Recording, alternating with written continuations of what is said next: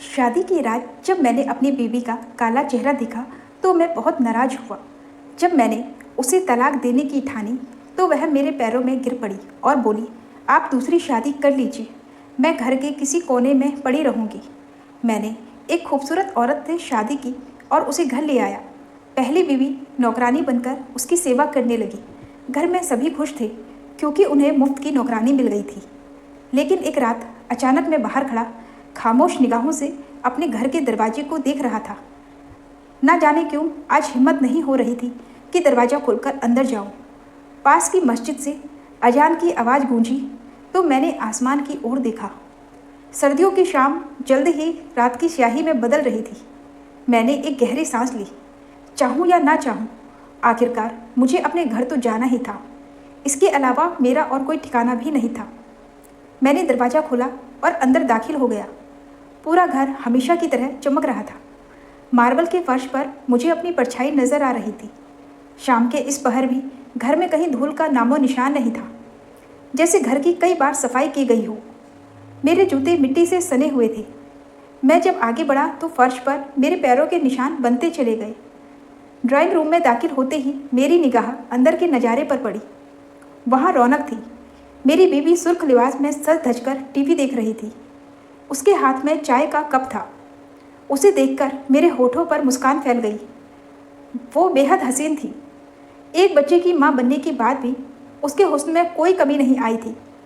मुझे देखते ही उसने मुझे पास बैठने का इशारा किया और किचन की ओर मुंह करके आवाज़ लगाई, इरम जरा काशिफ के लिए भी चाय ले आओ। मैं चुपचाप उसके पास बैठ गया। आज मेरा दिल बुझा हुआ था। मेरी बीवी भी मेरे चेहरे को देखकर कुछ समझ रही थी। वो इधर उधर की बातें करके मेरा ध्यान भटकाने की कोशिश कर रही थी। शायद उसे भी अंदाज़ा हो गया था कि मैं किस बात से परेशान हूँ। थोड़ी ही देर में इरम चाय का कप लेकर किचन से बाहर आई। उसे देखकर मैं चौंका, लेकिन वो चुपचाप चाय रखकर वापस लौट गई। मेरी बीवी ने उसे शाम के खाने की लंबी लिस्ट पकड़ा दी। इरम ने सिर हिलाया और किचन की ओर मुड़ गई। रास्ते में ज़मीन पर पड़े खिलौनों को समेटकर मेज पर रखा। मेरी नज़रें दूर तक उसका पीछा करती रही, मगर अब मैं मजबूर था। चाय का कप हाथ में था, लेकिन मैं खोया खोया सा था। शाम का खाना बहुत स्वादिष्ट था। इरम के हाथों में तो जैसे कोई जादू था। मेरी बीवी लगातार बातें कर रही थी और मैं गुमसुम सा उसकी बातों का जवाब देता रहा। खाने के बाद मैं जल्दी सोने चला गया। दिमाग पर ना जाने कैसा बोझ था कि काफ़ी देर तक करवटें बदलने के बाद भी नींद नहीं आई। मेरी बीवी गहरी नींद में थी। सोते हुए भी उसके हसीन चेहरे को देखना मुश्किल हो रहा था। मैं खामोशी से उठकर कमरे से बाहर आ गया। यूं ही कमरे में इधर उधर टहलते हुए मेरे कानों में एक अजीब सी आवाज़ पड़ी। आवाज़ जिस दिशा से आ रही थी, मेरे कदम अनिच्छा से उस ओर बढ़ गए। कमरे का दरवाज़ा खुला था। मैंने हल्का सा दबाव डालकर दरवाज़ा खोला और जो दृश्य मेरे सामने था उसे देखते ही मेरे होठों से एक घुटी हुई चीख निकल गई। जो कुछ मैंने देखा उसके बाद खुद पर काबू पाना मेरे लिए नामुमकिन हो गया था। इसी वजह से आज मेरा दिल बोझल था। यह एक अनजाना डर था जिसने सुबह से ही मुझे अपनी गिरफ्त में ले रखा था। आज मैं उस डर को अपनी आंखों से हकीकत बनते देख रहा था। उल्टे पांव लौटते हुए मैं वापस अपने कमरे में आ गया। मेरी सांसें थमने का नाम नहीं ले रही थी और मेरे पसीने छूट रहे थे। इस सर्द मौसम में भी मुझे अपने शरीर पर पहने हुए कपड़े चुभने लगे। मेरा दिल जोर जोर से धड़क रहा था। आंसू थे कि रुकने का नाम ही नहीं ले रहे थे। अगर कोई रात के इस सन्नाटे में मुझे, जो कि एक मजबूत मर्द था, रोते हुए देख लेता तो ना जाने क्या सोचता। लेकिन सच्चाई तो यह थी कि मुझे बीता हुआ कल पूरी ताकत से झकझोर रहा था। चाहकर भी मैं खुद को 3 साल पहले की उस घटना को याद करने से नहीं रोक पाया जिसने मेरी पूरी ज़िंदगी को उलट पलट कर रख दिया था। मैं इंग्लैंड से पढ़कर लौटा था तो मेरे व्यक्तित्व में एक अलग ही निखार था। मैं खुद को हवा में उड़ता हुआ महसूस कर रहा था। पूरे ख़ानदान में कोई लड़का मेरे मुकाबले का नहीं था। यहाँ तो लोग हिंदुस्तान में पढ़ने को तरसते हैं। उनके माँ बाप उन्हें कम उम्र में ही वर्कशॉप या सब्जी के ठेले पर खड़ा कर देते हैं, लेकिन मेरे माँ बाप ऐसे थे, जिन्होंने मेहनत मजदूरी के बावजूद मुझे इंग्लैंड पढ़ने भेजा। मैं खुद भी काबिल था, इसलिए स्कॉलरशिप हासिल कर ली। 4 साल इंग्लैंड में पढ़ाई के बाद जब मैं वापस आया तो पूरी तरह बदल चुका था। मेरे घर आने की खुशी में माँ ने पूरे खानदान को दावत पर बुलाया था। खानदान की औरतें मेरा माथा चूमते हुए मेरे लिए दुआएं कर रही थी। मैं सब समझ रहा था। लड़कियां छिप छिप कर मुझे देख रही थी और एक दूसरे को इशारा कर रही थी।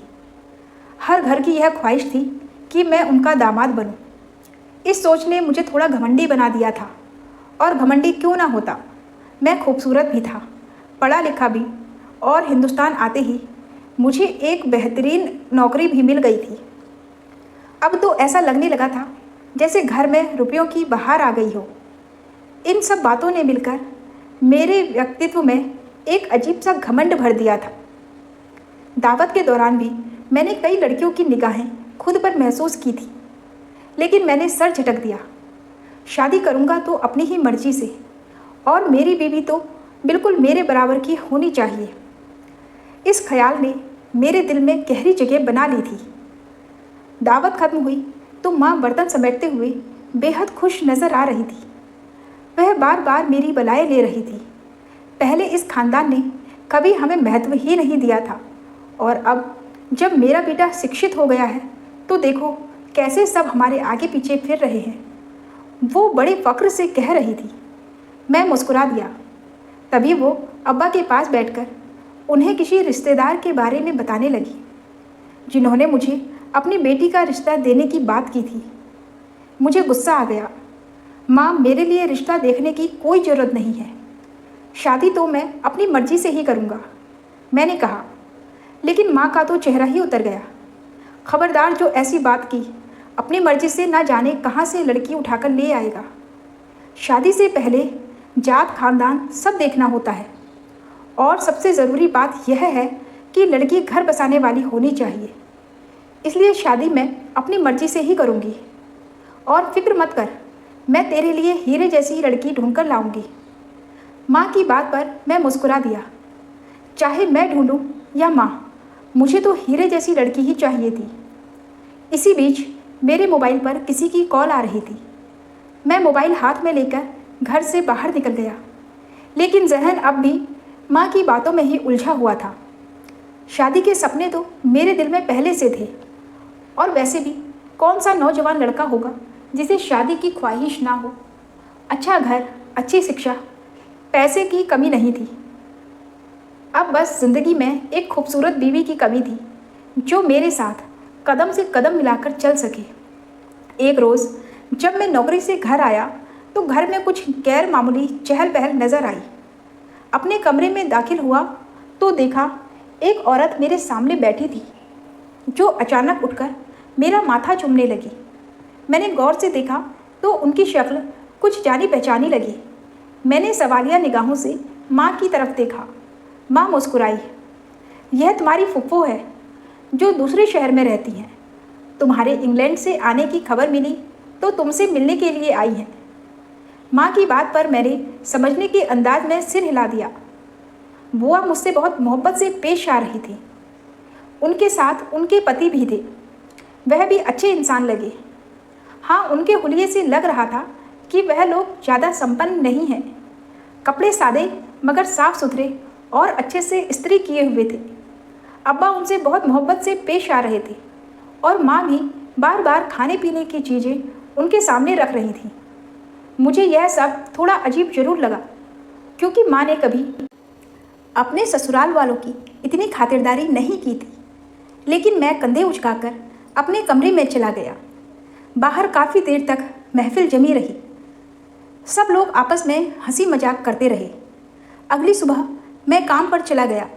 जब वापस आया तो माँ बहुत खुश थी। उन्होंने बताया कि फूफो लोग अपनी बेटियों के रिश्ते देने को तैयार थे। माँ बहुत खुश थी और वह इस रिश्ते के लिए रजामंद भी थी, लेकिन मुझे थोड़ा संकोच था। मैं लड़की को देखना और उससे मिलना चाहता था। जब मैंने अपनी बात माँ से कही तो वह हंस पड़ी और बोली, अरे फिक्र की कोई बात नहीं, मैंने उसे देख रखा है। वो बेहद खूबसूरत है और तुम्हारी हर उम्मीद पर खरी उतरेगी। वे लोग दूसरे शहर में रहते हैं और गरीब भी हैं, इसलिए वहाँ जाकर लड़की को देखना मुमकिन नहीं है। मैं जल्दी शादी करना चाहती हूँ और मेरी बूढ़ी हड्डियों में अब इतना दम नहीं कि तुम्हारे नखरे उठाओ। तुम्हारी बीवी आएगी तो वही तुम्हारे लाड उठाएगी। माँ की बात सुनकर मैं चाहकर भी मना ना कर सका। मुझे पता था कि मेरी माँ इतनी जल्दी किसी चीज़ को पसंद नहीं करती, और अगर उन्होंने ससुराल की किसी चीज़ की तारीफ़ की है तो वह वाकई अच्छी ही होगी। मैंने शादी के लिए रजामंदी दे दी। घर में तुरंत ही शादी की तैयारियां शुरू हो गई। मैंने पूरी कोशिश की कि किसी तरह अपनी होने वाली बीवी से बात कर सकूं, लेकिन मुझे पता चला कि उसके पास मोबाइल फ़ोन भी नहीं है और ना ही वह किसी से इस तरह की मुलाकात करती है। कोई बात नहीं, मैंने खुद को तसल्ली दी। शादी में अब दिन ही कितने रह गए हैं। ऑफिस में मेरे सभी दोस्तों को मेरी शादी की खबर लग गई थी और सब मुझे मुबारकबाद दे रहे थे। वे सभी हाई स्टैंडर्ड वाले लोग थे, इसलिए मैंने शहर के सबसे बड़े हॉल में अपने रिसेप्शन की पार्टी रखी थी। मैं चाहता था कि जब मैं अपनी बीवी के साथ स्टेज पर जाऊं, तो सबकी निगाहें हम पर ठहर जाएं। शादी का दिन भी आ गया। मैंने दिल खोलकर पैसे खर्च किए थे। एक एक चीज़ शानदार बनाई गई थी। हमें बारात लेकर दूसरे शहर जाना था। सफ़र की थकावट ने हम सबको थका दिया था, लेकिन मुझे अपनी शादी की खुशी थी। हालांकि जब मैं एक छोटे से घर में दूल्हा बनकर बैठा तो मुझे घुटन सी महसूस होने लगी। मुझे वहाँ बैठना बहुत बुरा लग रहा था। मैंने माँ से कहा भी था कि फूफो से कह दें कि शादी हॉल में हो, लेकिन उन्होंने अपने छोटे से घर में ही इंतज़ाम कर लिया था। मैं चाहकर भी कुछ नहीं कह सका और चुपचाप सहन करता रहा। मैं बेसब्री से अपनी दुल्हन का इंतज़ार कर रहा था। थोड़ी ही देर में शादी संपन्न हो गई। मैंने माँ की ओर सवालिया निगाहों से देखा। मुझे भूख लग रही थी, लेकिन दुल्हन वालों की तरफ से खाने पीने की कोई चीज़ पेश नहीं की गई थी। आखिरकार थक हार कर मैंने अपने ससुर से पूछ ही लिया। मेरा सवाल सुनकर वो खामोश हो गए। फिर बोले, बेटा, हमने तो पहले ही कह दिया था कि हम बारातियों को खाना नहीं खिला पाएंगे। तुम्हारी माँ से पहले बात हो गई थी। उन्होंने ही कहा था कि बारातियों को खाना वो खुद खिलाएंगी। उन्होंने यह बात बहुत आम अंदाज में कही, लेकिन मेरे ऊपर तो जैसे पहाड़ टूट पड़ा। मुझे बहुत गुस्सा आया। यह तो सीधी साधी मेरी बेइज्जती थी। मेरे साथ आए मेहमान इधर उधर खाना ढूंढ रहे थे और मेरा चेहरा शर्म से लाल हो गया था। ससुराल वालों के खिलाफ यह मेरे दिल की पहली गांठ बन गई थी। मैं चुपचाप उठा और एक जान पहचान वाले को फ़ोन कर खाने के लिए कह दिया। थोड़ी देर में बारातियों का खाना पहुंच गया। मैं माँ से कुछ पूछना चाहता था, लेकिन वह समय सही नहीं था। मैंने खुद को समझाया, चलो कोई बात नहीं। जब मेरी दुल्हन को मेरे सामने लाकर बिठाया गया तो मुझे थोड़ी तसल्ली हुई। वह लंबे कद की थी और उसने चेहरे पर घूंघट लिया हुआ था। उसका सजा संवरा हुआ रूप देखकर मुझे लगा कि वह जरूर बहुत खूबसूरत होगी। अब मुझे रुखसती की जल्दी होने लगी। थोड़ी ही देर में बारात रवाना होकर शहर के लिए निकल गई। जब हम वापस पहुँचे तो रात हो चुकी थी। मैं बेसब्र हो रहा था, लेकिन माँ को रस्मों की पड़ी थी। छोटी छोटी कई रस्में करते करते रात के 12 बज गए। आखिरकार मैंने इशारे से माँ को बता दिया कि अब मैं अपने कमरे में जाना चाहता हूँ। इशारा सब ने देख लिया और हंसने लगे। फिर माँ मेरी बीवी को कमरे में ले जाकर बैठा आई। उनके चेहरे पर एक अजीब सी मुस्कान थी, जिसकी वजह मुझे समझ नहीं आई। मेहमान कमरे से रुखसत हो गए तो मैंने दरवाज़ा बंद किया और पलटा। बेड पर मेरी बीवी अपने लहंगे को फैलाए बैठी थी। कमरे में असली फूलों से बहुत खूबसूरती से सजावट की गई थी। मैं धीरे धीरे चलता हुआ बिस्तर की तरफ गया और उसके सामने जाकर बैठ गया। आज मेरे अरमानों के पूरे होने का दिन था। मेरी शानदार ज़िंदगी में जो एक कमी थी वो आज पूरी हो गई थी। एक खूबसूरत बीवी जिसकी मौजूदगी मुझे मुकम्मल बना देती। मैंने हाथ बढ़ाकर उसका घूंघट उठाया, लेकिन अगले ही पल जैसे मेरे पैरों तले जमीन खिसक गई। मेरी आंखें हैरानी से फटी की फटी रह गई, क्योंकि सामने मेरे फूफो की बेटी बैठी थी। वो मुस्कुरा रही थी, लेकिन उसकी मुस्कान के बावजूद चेहरे पर कोई खास चमक नहीं थी। उसका रंग बेहद सांवला था, नैन नक्श भी साधारण थे, और सबसे बड़ी बात, उसके दाएं गाल के ठीक ऊपर एक उभरा हुआ बड़ा सा मस्सा था। मेरे दिल में एक टीस सी उठी। वो चुपचाप बैठी थी, शायद मेरी तारीफ की या मुंह दिखाई के तोहफे की उम्मीद कर रही थी। लेकिन एक नज़र डालने के बाद मेरा मन ही नहीं हुआ कि मैं दोबारा उसकी तरफ देखूं। गम और गुस्से से मेरे दिमाग की नसें जैसे फटने लगी। यह क्या किया माँ ने? उन्होंने तो कहा था कि तुम बेहद खूबसूरत हो, लेकिन तुम्हारी सूरत तो ऐसी है कि मैं तुम्हें एक बार देखने के बाद दोबारा नहीं देख सकता। तुम मेरी उम्मीदों पर खरी नहीं उतरी। मुझसे बहुत बड़ी भूल हो गई कि बिना देखे तुमसे शादी कर ली। मेरे लबों से यह कड़वे अल्फाज निकल पड़े। वो जो अब तक धीमे धीमे मुस्कुरा रही थी, अचानक मेरी तरफ देखने लगी। मेरी बातों ने उसकी आंखों में आंसू ला दिए थे।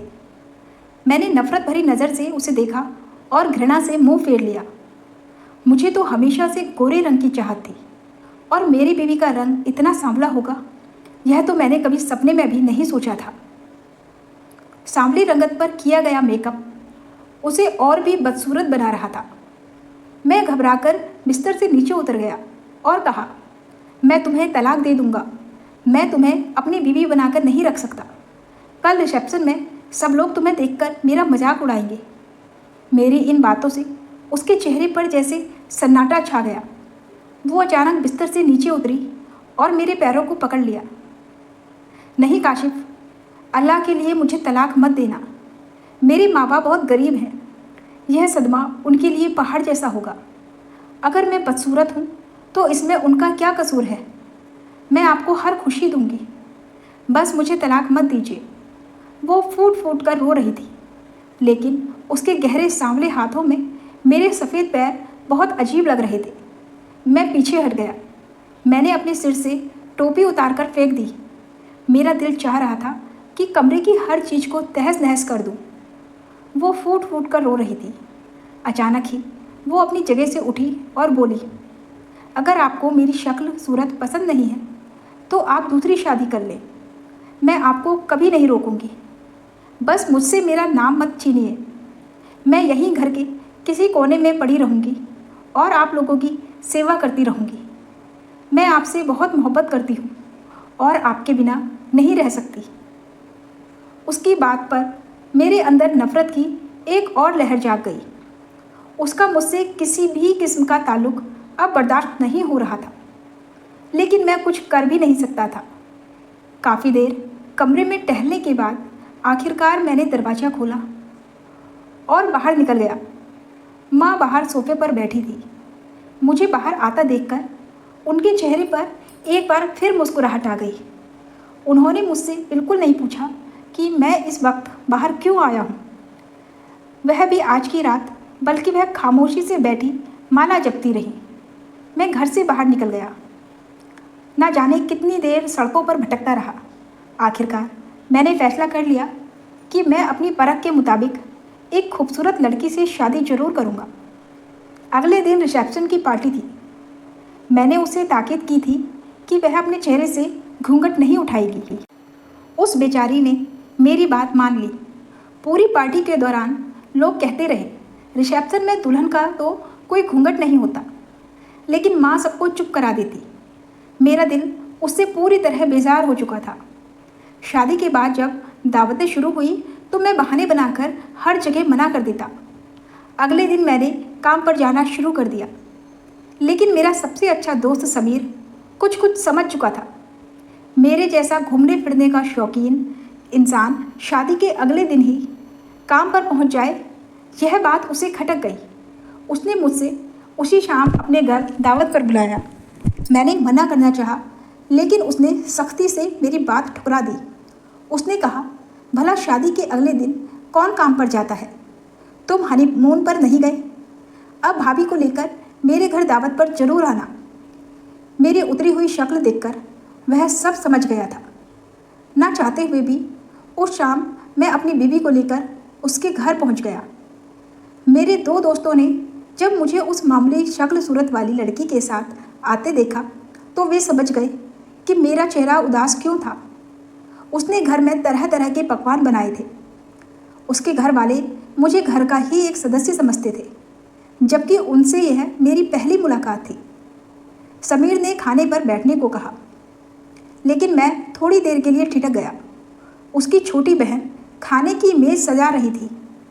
उसे देखकर मैं अपनी नज़रें हटाना भूल गया। वह इतनी हसीन थी जैसे सीधे स्वर्ग के बाग से इस दुनिया में आई हो। लंबे घुंघराले बाल, नाजुक चेहरा और गोरी रंगत मेरे दिल दिमाग पर छा गई। मैं बिल्कुल वैसी ही लड़की को अपनी पत्नी बनाना चाहता था। जब मेरी नज़रों की दिशा का उसे एहसास हुआ तो उसने मुझे देखा और उसके चेहरे पर शर्म की लाली फैल गई। मेरा दिल बेकाबू हो गया। मैं किसी भी हालत में उसे अपनी बीवी बनाना चाहता था। मेरी बदसूरत बीवी चुपचाप यह सब देखती रही। उसने बहुत कम खाना खाया था। समीर के घर से लौटते वक्त मैं दिल ही दिल में तय कर चुका था कि मैं उससे समीर की बहन से बात करूंगा, और मैंने ज़्यादा इंतज़ार नहीं किया।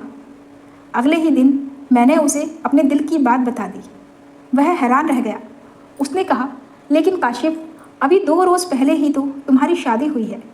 मैं सकपका गया। मैंने कहा, मुझे ऐसी बदसूरत बीवी नहीं चाहिए। वह तो माँ की पसंद थी। मैं अपनी पसंद से शादी करना चाहता हूँ। मैं तुम्हारी बहन को दुनिया की हर खुशी दूंगा। मैंने उसे हर तरह से यकीन दिलाया। मेरा शानदार स्टेटस, बेहतरीन नौकरी और पैसों की भरमार ने शायद उसे सोचने पर मजबूर कर दिया। आखिरकार उसने मेरे हक में फैसला कर लिया और मेरी शादी के लिए हामी भर दी। उस रोज़ मैं बहुत खुश था। मैंने घर आकर सबसे पहले माँ को बताया। मेरी बात सुनकर उनके चेहरे पर कोई हैरानी नहीं थी, जैसे कि सब पहले से तय हो। 1 हफ्ते बाद ही मैं सना से शादी कर उसे अपने घर ले आया। उसकी खूबसूरती और बनाव श्रृंगार देखकर मेरी पहली बीवी इरम कुछ पल वहीं खड़ी रही और फिर खामोशी से कमरे से बाहर निकल गई। मैंने अलमारी से उसके सारे कपड़े निकालकर सोफे पर रख दिए और कहा, इस कमरे में अब सना रहेगी। तुम माँ के कमरे में या स्टोर रूम में सो जाओ। मैंने नफरत भरे लहजे में कहा, लेकिन वह कुछ नहीं बोली। हाँ, उसकी आंखों में आंसू जरूर चमक रहे थे। उसने चुपचाप स्टोर रूम को अपना ठिकाना बना लिया। माँ सुबह से देर रात तक उससे काम करवाती थी। उन्हें जैसे कोई मुफ्त की नौकरानी मिल गई हो।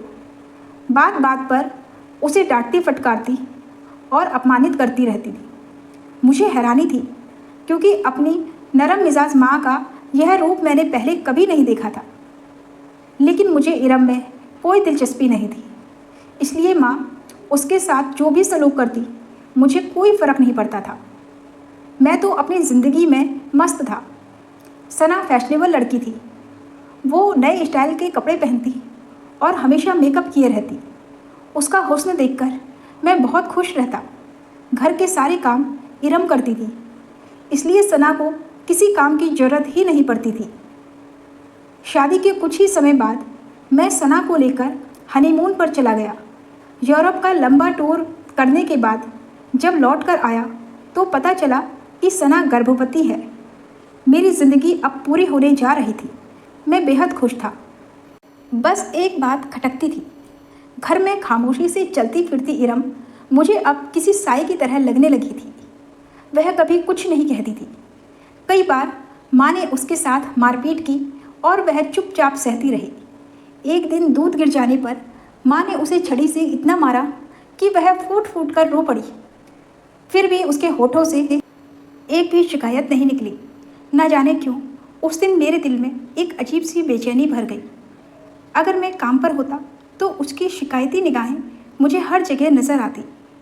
आज भी मैं इसलिए जल्दी वापस आ गया था, और अब रात के इस पहर जो कुछ मैंने देखा उसे देखकर मैं फूट फूट कर रो पड़ा।